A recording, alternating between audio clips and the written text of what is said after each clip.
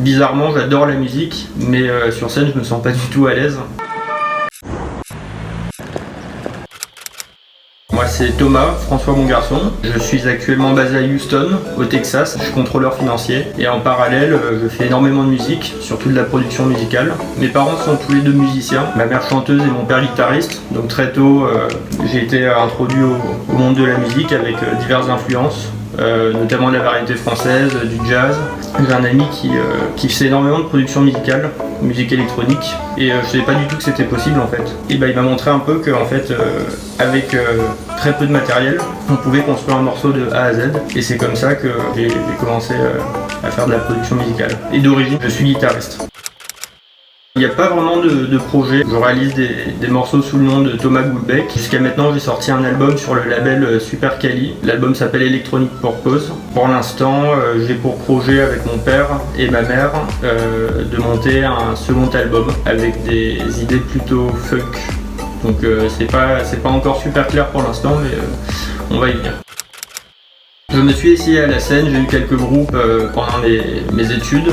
Bizarrement, j'adore la musique, mais sur scène, je me sens pas du tout à l'aise. Je pense que ça vient aussi d'un manque de maîtrise de mon instrument. C'est pour ça que je me suis peut-être réfugié d'une certaine manière derrière la production musicale, parce qu'il y a beaucoup plus de contrôle, et si je rate quelque chose derrière mon ordi, ça ne concerne que moi et je peux y revenir plus tard. Je suis en télétravail, c'est très dur de rester productif, d'autant plus que j'ai mon ordinateur de boulot qui est juste à côté et mon ordi pour la production musicale qui est juste en face de moi. Donc c'est très facile, on va dire, de switcher d'une réunion de boulot à l'ordinateur pour la musique. Après le confinement en lui-même, on le ressent vraiment pas au Texas, je trouve en tout cas. Le Texas est grand, c'est le Lone Star State, les Texans tiennent à leur liberté, donc tout le monde est dehors en fait. Ici tout est vachement étalé, tout le monde a sa voiture, donc on peut vachement plus facilement éviter le contact. Ça va être très rapide en fait puisqu'il s'agit de ma chambre. Comme je suis au Texas que pour une durée déterminée, j'ai fait le strict minimum en termes d'aménagement, donc j'ai mis mon studio directement dans ma chambre. Derrière moi, mon lit, au sol directement. Ici, comme je vous disais, il y a l'ordinateur de travail. Et juste derrière, c'est ici que la magie opère. Donc un petit clavier MIDI, des enceintes de monitoring et un ordinateur de bureau.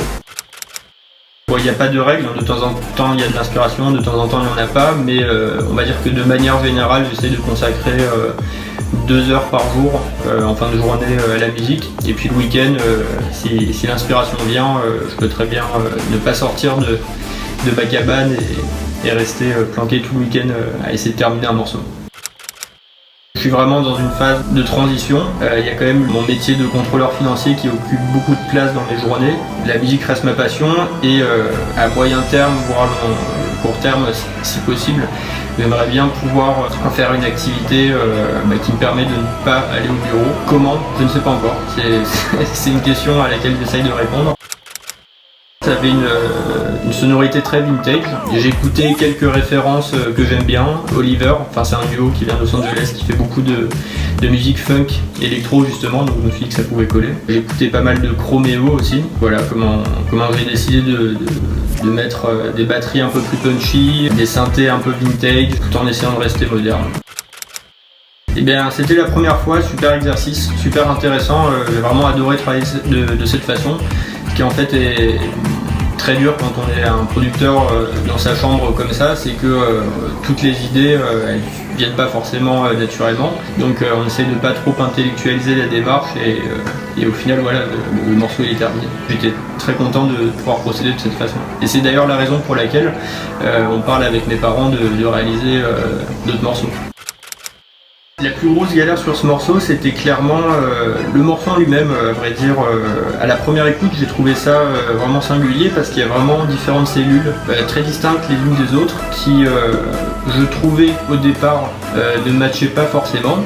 Et au final, à force de réécouter, on essaye de trouver des transitions et des sonorités d'une cellule à l'autre pour faire en sorte que le morceau tourne.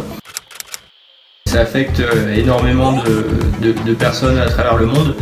Mais égoïstement, en tout cas en ce qui concerne mon train de vie et mon quotidien, je trouve ça plutôt agréable de pouvoir travailler depuis la maison.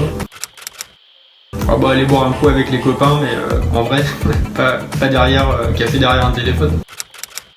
Bah, je les encourage vraiment à continuer leur travail et je les remercie. Alors j'ai beau ne pas être en France, j'adore mon pays et je suis très fier de me rendre compte qu'on est un personnel hospitalier qui est hyper réactif face à cette crise. Seuls à réfléchir, nous ne faisons rien. Nombreux à agir, nous ferons beaucoup.